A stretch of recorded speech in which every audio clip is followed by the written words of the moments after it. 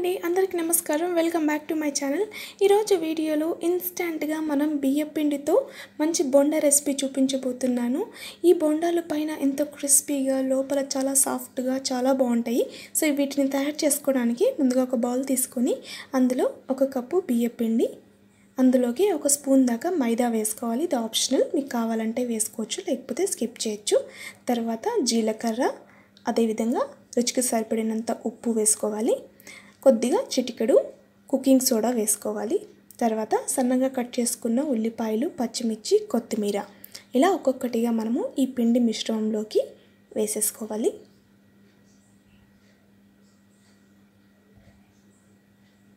ఇప్పుడు ఇందులోకి మనము చెక్కు తీసుకున్న ఒక చిన్న ఆలుగడ్డని ఇందులోకి తురుముకోవాలి। ఈ ఆలు వేసుకోవడం వల్ల ఈ వడలు చాలా క్రిస్పీగా వస్తాయి। తర్వాత ఒక స్పూన్ దాకా మనము పెరుగును వేసుకోవాలి। ఈ పెరుగును వేసుకొని ఇప్పుడు మనము ఈ పిండి మిశ్రమం అంతా బాగా కలిసే విధంగా కలుపుకోవాలి। ఇప్పుడు ఇందులోకి మధ్యలో కొద్దిగా మనము నీళ్ళను వేసుకుంటూ బోండా పిండిలాగా వీడియోలో చూపిస్తున్న విధంగా కలుపుకొని రెడీ చేసుకోవాలి। ఒకేసారి వాటర్ వేసేయకుండా మనం కొద్దిగా వేసుకోవాలి। చూసారా, బోండా పిండి అనేది ఈ విధంగా ఉండాలి। ఇప్పుడు మూత పెట్టుకొని ఒక 10 నిమిషాల పాటు మనము పిండిని పక్కన పెట్టేసుకోవాలి। ఇప్పుడు 10 నిమిషాల తర్వాత ఆయిల్ని హీట్ చేసుకొని మనము ఇలా కొద్దిగా బోండా పిండిని తీసుకొని ఆయిల్లోకి డ్రాప్ చేసుకోవాలి। స్టవ్ ఫ్లేమ్ మాత్రం మీడియం ఫ్లేమ్లో పెట్టుకొని ఇవి మాడిపోకుండా మనము మీడియం ఫ్లేమ్లో పెట్టుకొని వీటిని ఒక్కొక్కటిగా బోండాని వేసేసుకోవాలి।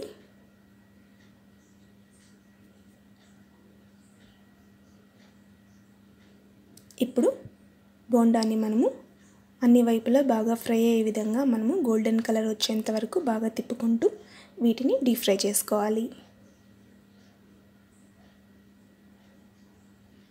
వీటిని మనము ఇన్స్టెంట్గా వితిన్ 10 మినిట్స్లో చాలా ఈజీగా మరియు టేస్టీగా తయారు చేసుకోవచ్చు। వీటిని ఈవినింగ్ స్నాక్గా కానీ లేదా మార్నింగ్ బ్రేక్ఫాస్ట్లకైనా తీసుకున్నా కూడా చాలా బాగుంటుంది।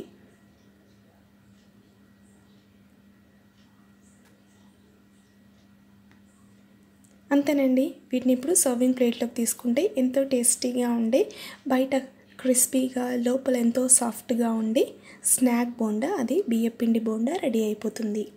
ఈ వీడియో మీకు నచ్చినట్టయితే మీరు కూడా ఈ రెసిపీని ట్రై చేసి మీ ఫ్యామిలీ మెంబర్స్తో ఎంజాయ్ చేయండి। Thanks for watching, bye, take care.